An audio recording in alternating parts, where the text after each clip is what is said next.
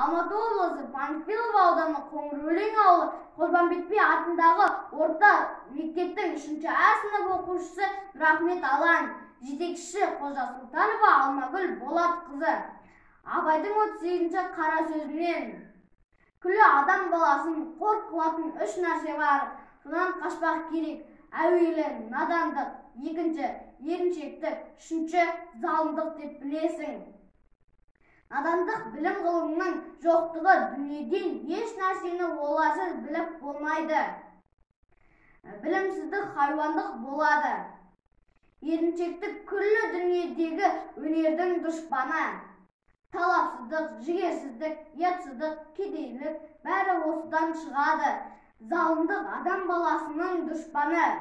Адам баласына дұшпан болса, адамнан бөлінеді. Bir жыртқыш хайуан хисабына қосылады.